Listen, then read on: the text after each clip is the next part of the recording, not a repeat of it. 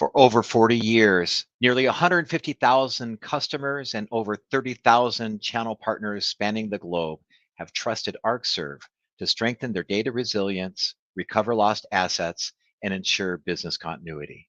With a unified approach to data protection and recovery, world-class technical support, and the lowest total cost of ownership, ArcServe helps businesses manage, defend, and most importantly, recover their data from any type of situation.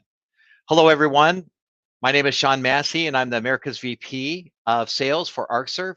It's great to be here again for our next segment of Beyond the Arc. And today, we're talking about building trust through transparency within the lens of data protection, of doing that. Now, um, these type of talks, they're not any type of sales pitch, but rather really we discuss topics that are on the mind of many IT professionals around and industry trends and how it affects both our partners and our customers.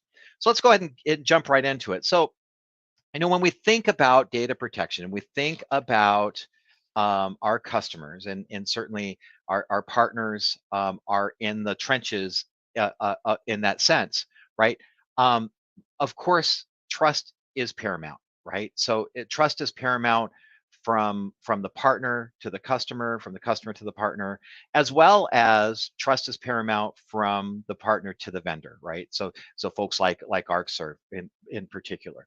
So when we think about, the in the channel, and we think about the VAR and the MSP ecosystem as we go through there, I mean, for years and years, and probably for decades, we've really tried to hear, and you've heard this before, is to be that trusted advisor, to make sure that um, when we are making the recommendations, that our customers can depend on us, can rely on us, can ultimately trust us with all of the IT needs that we end up going.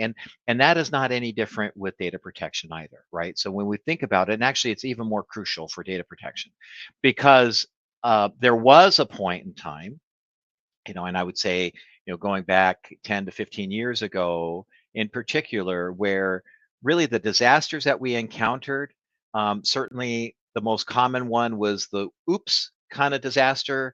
But then the other disasters would be, your natural type of disasters. We're looking at fire, flood, tornado, hurricane, tsunami, earthquake, those type of items where the the occurrence of those, while sometimes can be regional, in for instance, with earthquake or a line of bad thunderstorms that spawn tornadoes that kind of go through there, but really, fire and flood, those type of things, they just don't happen as often. Doesn't mean that they couldn't happen, but they don't happen as often. So when we think about how do we develop trust, how do we instill that trust with our customer, there's a few things that I think that we need to uh, from a best practice standpoint, we need to be thinking about. First of all, that trusted advisor, right? What does that mean? Well, I think when we build trust, it's the ability to have the hard conversations, right? And sometimes that hard conversation might be around, money and budget, right? On what needs to be done, absolutely needs to be done, versus, you know, in comparison to the budget that ends up having to be done. So I have a couple examples in that instance, and these are all real life examples. One was actually during my time with StorageCraft, and this was just actually a few years ago.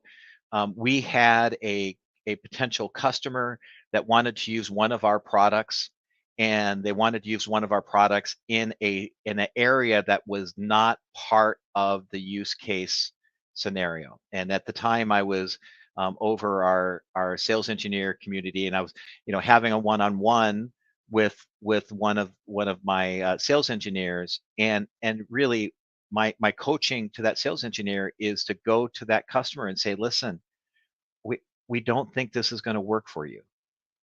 We know that this puts, that this means that this deal is off, but at the end of the day, it's not going to work for you. And as you can imagine, what happened, of course, we didn't get that deal, but we kind of blew away that customer because that customer was like, "Whoa, this is a sale. You're walking away from a sale because it's not the right solution."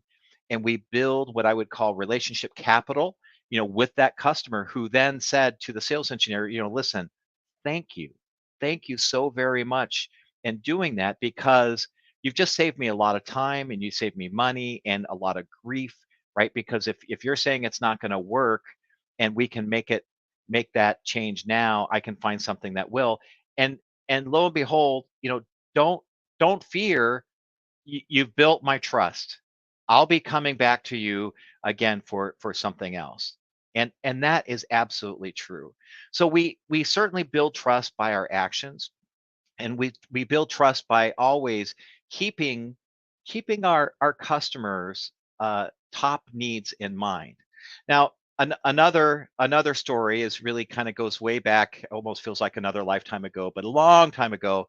I was an IT director of a high school, and we were doing a massive technology refresh. And prior to this technology refresh, I had, like, one external tape was what was used back in the day. I had one tape drive for my three servers or whatever. Those tape drives at the time, I think they cost $800 to $1,200, something like that. And so we were doing this massive upgrade, and when I got the quote, I about had a heart attack, because the quote was for, like, a tape library system, and I think it was right around 20 or $25,000, and I just about hit the floor. I mean, that was something that I was not intending. So, I called up the solution provider, the person that was over the sales engineers. I was like, "John, listen, I got this quote. Is it for real? Do I really need this? Can't I just get, these little, I could buy a couple of them, but these little tape drives." And John was able, and very patiently able, to explain and help me understand at the time, no, because of the expanse that we're doing, this is really the right way to go. And so that was a hard conversation that John had, right? That was a hard conversation to say, yeah, this is way outside of what you're expecting to pay for this portion of your project. But this is the right thing to do. And that's what we need to do. That's what we need to do, always do as a vendor. That's what you, as solution providers and VARs and MSPs, will need to do with with your customers too, to make sure that those conversations that are there, and that they happen in a very good and healthy way. The other aspect is it's hard to have trust building, or those relationship capital building conversations. It's very hard and difficult to have those in the moment of a crisis, right? So that is not the time, in the midst of a crisis, is not the time to have a heavy conversation of, "Oh, well, we need to do this, or we need to do this, or whatever." That's not helpful at all. In the midst of a crisis, we need to make sure that we have a good solid plan and a good action of getting through that crisis to be able to do that. And so how do you do that? Well, I would really highly, if you're not doing them already, and I know many, many, many, many of you are, make sure that you're having regular quarterly business reviews with your customer, right? Because at that point in time, you're sitting down in a non-crisis way to say, and you can talk objectively and strategically about the technology environment, where it's at, what are the challenges, where it needs to go, right? And those conversations needs to be happy. It needs to happen. Sorry, not to be happy. It needs to be happy too, but it needs to happen, right? So we need to make sure that we're doing that. And the reason is again, in the midst of a crisis, all of a sudden, people will feel like, "Oh, you're taking advantage of me, from a pricing wise or sales wise, right? Taking advantage of me. this particular aspect. Now, certainly after the crisis over is another opportune time. If you do a postmortem and you talk with the customer and you say, okay, here is what happened, and here's what we need to do in order to mitigate that. I suspect companies like Delta are having those conversations, maybe even starting later this week, from the CrowdStrike issue that surfaced at the end of last week, right? Where this happened. This is exactly the reason why folks need business continuity plans. That event happened. It ended up being fairly catastrophic to the operations, right? We got to get through those operations. We got to get through everything. Once we're through everything, then we're at a point where we can sit down, we can say, okay, let's do a postmortem.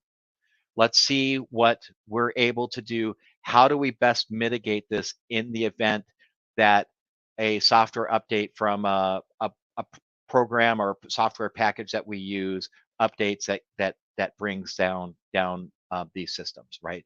And makes it so. Those non-crisis communications are super, super, super, super key.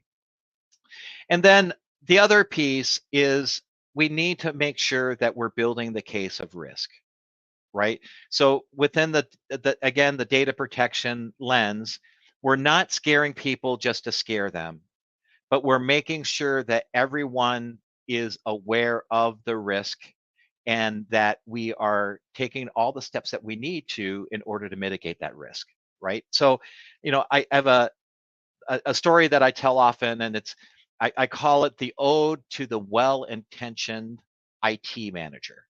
So the well-intentioned IT manager, company guy, right? Or gal, right? Company person, and they are managing their whole IT segment, right? And they are trying to do what they think is best for the company. They're trying to be very budget conscious. They're trying to be very a good steward, if you will, of the company, a very good steward to move along.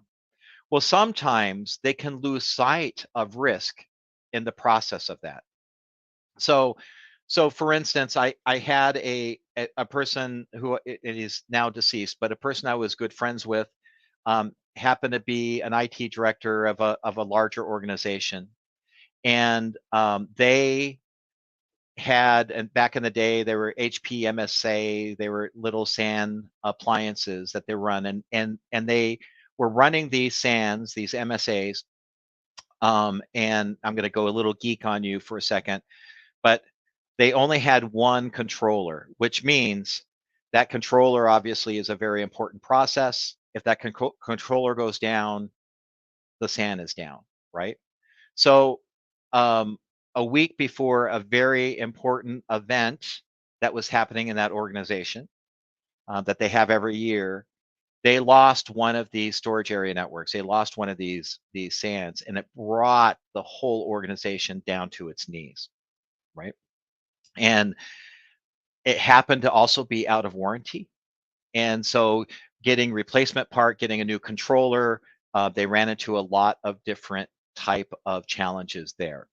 So they ended up plugging through it. It took them about 10 days or so, 10 to 14 days for them to restore everything and get everything back up and running. And this organization would do regular, for an event like this, they would do a postmortem, which you would expect them to. And so this IT director then goes in front of the folks that are part of the and it's a leadership team, basically the vice presidents, and it's going through, all right, well, here's what happened, and got to the point where what can we do in order to make sure that this doesn't happen anymore. And without thinking, he was like, he was just talking, well, okay, well, one of the things we can do is we can make sure that all of our equipment is under warranty, because it doesn't matter what vendor that you have. If it's not under warranty, it's a lot harder to get the parts, even if you're paying, full price for it. But if it's under warranty, we seem to be able to get the equipment in a lot quicker. So if it's under warranty, and then kind of very off the cuff, this, as he was telling me, he said, yeah, he goes, I wasn't really, came into my mind and it just came out of my mouth to them. And while it's true, but he hadn't thought it all the way through. And he said, oh, you know what?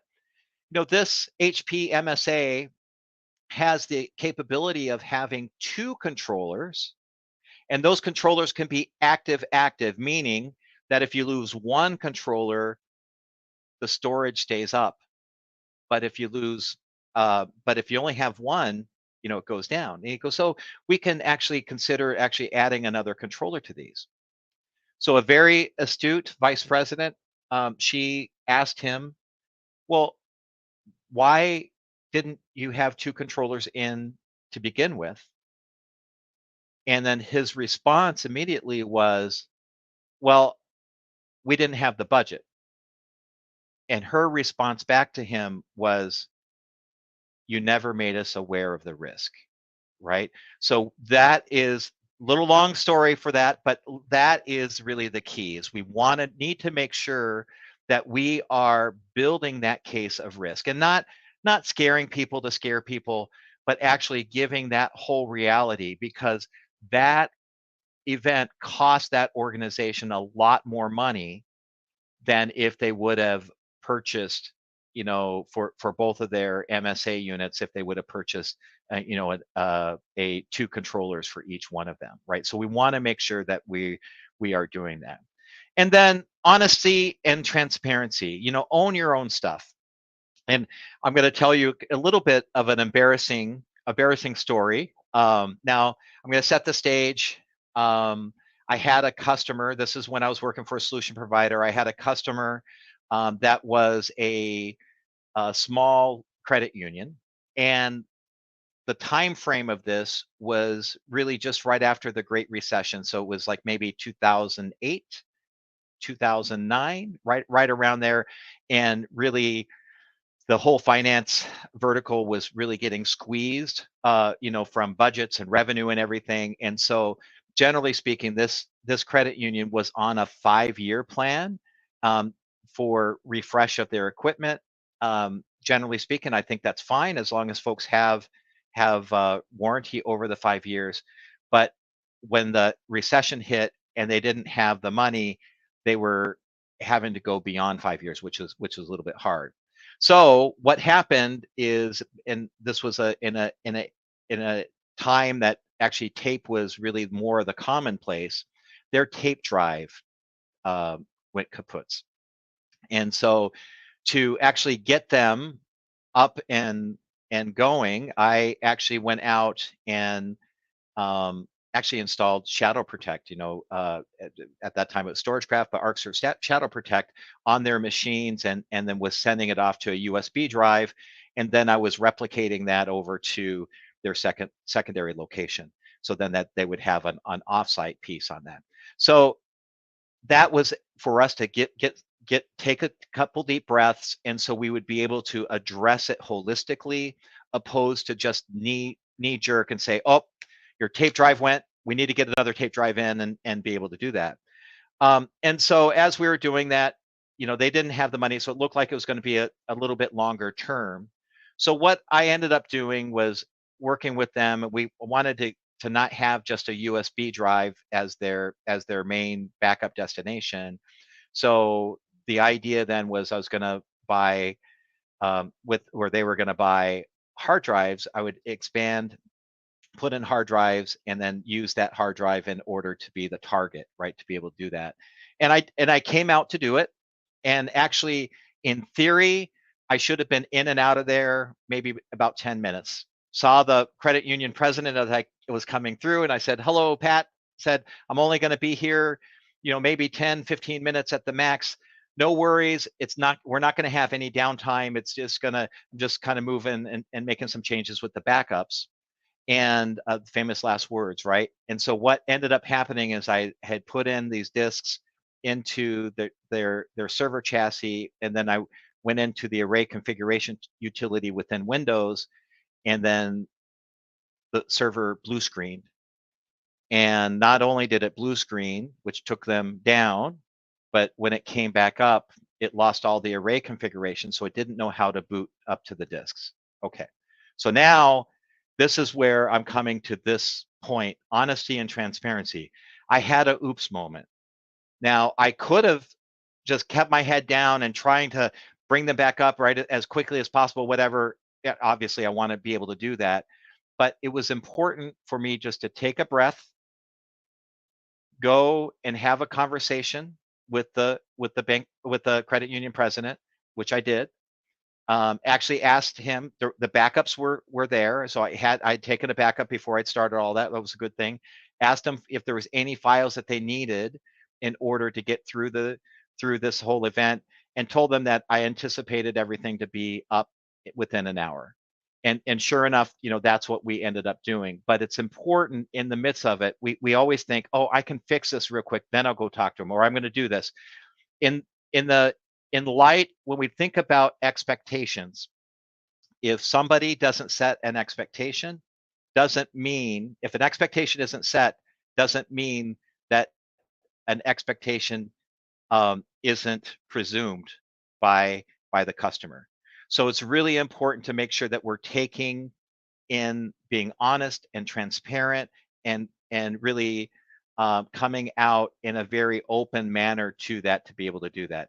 So the best way that to building trust is to really to demonstrate that you, the partner, is dependable, that your products are dependable, that you're able to restore things in a very good and healthy way. And by the way, that I had that server back up and running and servicing within about 45 minutes at that point in time, just on a big regular restore process. So that was all good, and that helps certainly build the trust.